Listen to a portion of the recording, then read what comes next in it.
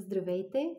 Днес бягам от темата на скучната граматика и искам да си поговорим за едни изрази, които всеки от нас ежедневно използва и са абсолютно познати на всеки един от нас. А именно tot so, tot straks, tot snel, tot gauw, tot binnenkort, tot later и така нататък. Всички тези изрази в нашата глава, като чужденци, звучат нещо от рода на довиждане, до скоро виждане, до по-късно.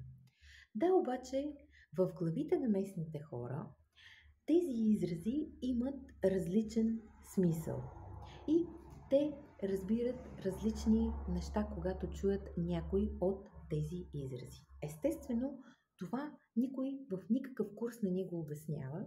Ето защо е добре обаче ние да си го разясним, за да нямаме недоразумения с местните хора. Започваме с израза tot straks. Много често, ежедневно го чувате по хиляди пъти, най-вероятно. Какво на практика означава tot straks? Когато кажа на някой tot straks, това означава, че в рамките на 6 часа от нашата раздяла аз имам намерение отново да се видя с него или отново да се свържа по някакъв начин с него, било то чрез телефон или някаква социална мрежа. Ако аз в рамките на тези 6 часа, този диапазон около 6 часа, не направя това, човека ще остане разочарован и ще си каже: гледай сега, тази жена обеща, каза tot straks и никаква я няма, не се обажда, не се появява. Така че трябва да внимаваме с израза tot straks. Ако каже на някого tot so, тогава този диапазон от 6 часа се стеснява в рамките на до 2 часа. Значи, от мен се очаква реакция до 2 часа, ако кажа на някого tot so. Какъв извод може да си направим? Трябва да сме много внимателни с изразите tot straks и tot so. Какво би се случило, ако, ето сега е сутрин, ние се разделяме в момента и искаме да се видим тази вечер отново? Какво трябва да кажа? Разбира се, най-лесно е да кажа tot vanavond и по този начин няма да има абсолютно никакви недоразумения и ясно е кога ще се срещнем. Мога обаче също така да употребя някои от следните изрази. Tot snel, tot vlug, tot gauw, tot later, tot binnenkort. Всеки един от тези 5 израза на практика в конкретния нашия случай ще означава до вечера. Какво всъщност обаче означават изразите е много трудно да се обясни и да се каже, защото всички тези изрази, които току-що изборих, са страшно абстрактни.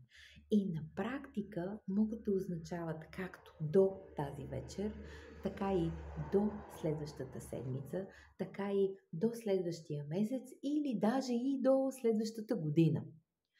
Това зависи от контекста на взаимоотношенията, които имаме с лицето или пък от контекста на разговора, който сме водили. Тоест, ако аз нормално се срещам с теб всяка седмица и ти кажа tot later, това на практика означава до следващата седмица.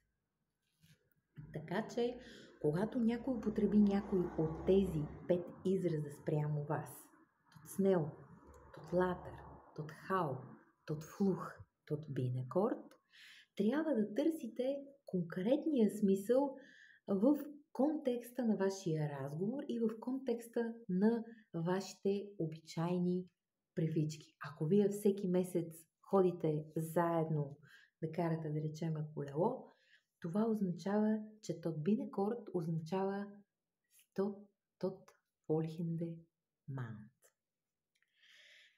Така, до тук всичко е кристално ясно. Какво означава обаче, когато кажем на някой tot ziens или tot kijk? Също ежедневно го чувате. Това е нашето довиждане.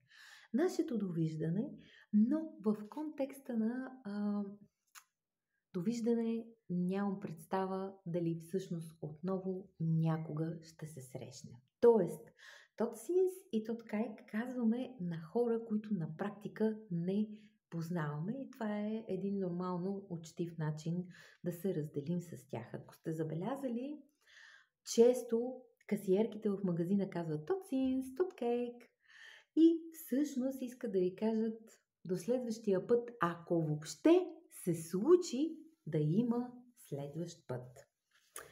Това беше от мен за днес. Желая ви прекрасен ден. Използвайте времето си разумно. Приятна ваканция на всички и до следващия път. Чао!